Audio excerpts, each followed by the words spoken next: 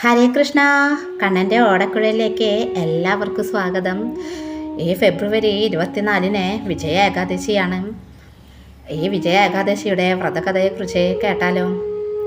പത്മപുരാണത്തിൽ പരാമർശിക്കുന്ന വിജയ ഏകാദശി വ്രതകഥ ഇപ്രകാരമാണ്. യുധിഷ്ഠിരൻ ചോദിച്ചു, ഹേ വാസുദേവ, ഫാൽഗുന മാസത്തിലെ കൃഷ്ണപക്ഷത്തിൽ വരുന്ന ഏകാദശിയെക്കുറിച്ചുള്ള വിശദാംശങ്ങൾ എനിക്ക് നൽകൂ. ഭഗവാൻ മറുപടി പറഞ്ഞു, യുധിഷ്ഠിര, ഒരിക്കൽ താമര സിംഹാസനത്തിലിരിക്കുന്ന ബ്രഹ്മാവിനോട് നാരദൻ ചോദിച്ചു, ഹേ ദേവന്മാരിൽ ശ്രേഷ്ഠ, ഫാൽഗുന മാസത്തിലെ കൃഷ്ണപക്ഷത്തിൽ വരുന്ന വിജയ എന്ന ഏകാദശിയുടെ ഗുണങ്ങൾ ദയവായി വിശദീകരിക്കൂ. ബ്രഹ്മദേവൻ ഇപ്രകാരം പറഞ്ഞു, നാരദ, ദുർഗുണങ്ങളെ ശുദ്ധീകരിക്കുന്ന ഈ അസാധാരണ കഥ കേൾക്കൂ. ഈ വ്രതം പുരാതനവും ശുദ്ധവും പാപങ്ങളിൽ നിന്ന് ശുദ്ധീകരിക്കുന്നതുമാണ്. വിജയ എന്ന പേരുള്ള ഏകാദശി രാജാക്കന്മാർക്ക് വിജയം ഉറപ്പാക്കുന്നു. അതിൽ യാതൊരു സംശയവുമില്ല. ഇത് പുരാതന കാലത്തെ ഒരു കഥയാണ്. 14 വർഷത്തെ വനവാസത്തിനിടയിൽ ശ്രീരാമചന്ദ്രനും സീതാദേവിയും ലക്ഷ്മണനും പഞ്ചവടിയിൽ വനവാസിയായി കഴിയുമ്പോൾ രാവണൻ്റെ തന്ത്രപരമായ തന്ത്രങ്ങളെ നേരിട്ടു. രാവണൻ്റെ വഞ്ചനയിൽ ശ്രീരാമൻ്റെ ഭാര്യയായ സീതയെ തട്ടിക്കൊണ്ടുപോയി. അസ്വസ്ഥനായ രാമൻ കാട്ടിൽ സീതയെ അന്വേഷിച്ച് ജടായുവുമായി കണ്ടുമുട്ടി. തുടർന്ന് രാമൻ കാട്ടിനുള്ളിൽ വെച്ച് കബന്ധൻ എന്ന അസുരനെ പരാജയപ്പെടുത്തി. വാനരന്മാരുടെ രാജാവായ സുഗ്രീവനുമായി സഖ്യം സ്ഥാപിച്ചു. ഇതിനെ തുടർന്ന് വാനരന്മാരുടെ ഒരു സൈന്യം രാമന് വേണ്ടി ഒത്തുകൂടി. ഹനുമാൻ ലങ്കയിലേക്ക് പോയി സീതയെ ഉദ്യാനത്തിൽ കണ്ടു.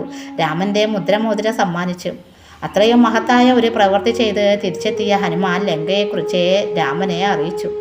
ഹനുമാന്റെ വിവരണം കേട്ടപ്പോൾ സുഗ്രീവന്റെ അംഗീകാരത്തോടെ രാമൻ വാനരസേനയുടെ സഹായത്തോടെ രാവണന്റെ ദുഷ്ടഭരണം അവസാനിപ്പിക്കാൻ ലങ്കയിലേക്ക് പോകാൻ ആലോചിച്ചു.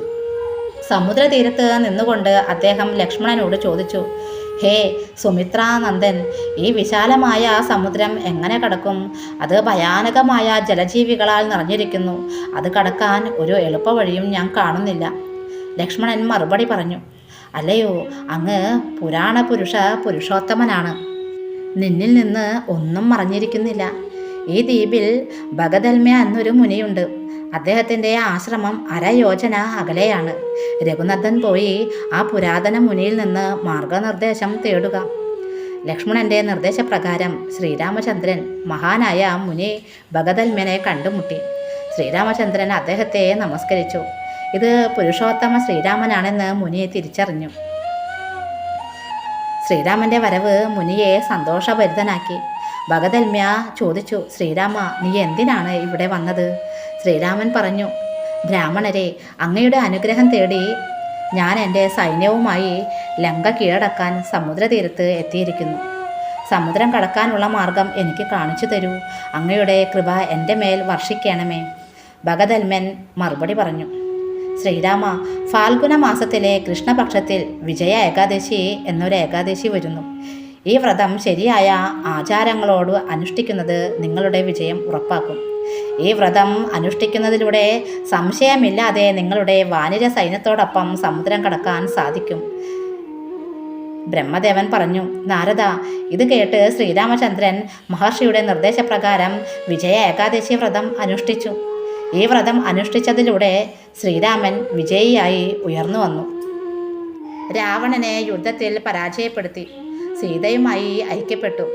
ഈ വ്രതം അനുഷ്ഠിക്കുന്നവർ ഈ ലോകത്ത് വിജയം നേടുന്നു.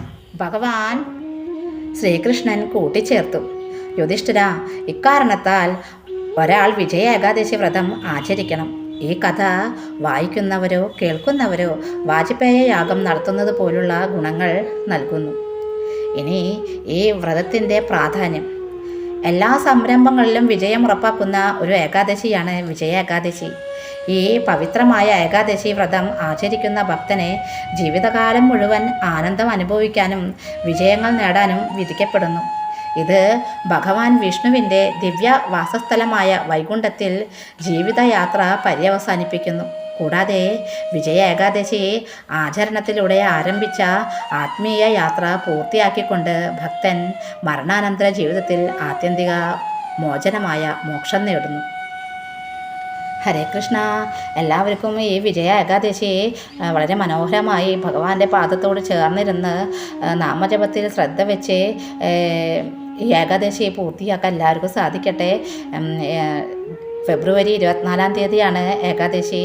അപ്പോൾ 23, 24, 25 ഈ 3 ദിവസങ്ങളിലാണ് നമ്മൾ ഏകാദശി വ്രതം അനുഷ്ഠിക്കേണ്ടത്.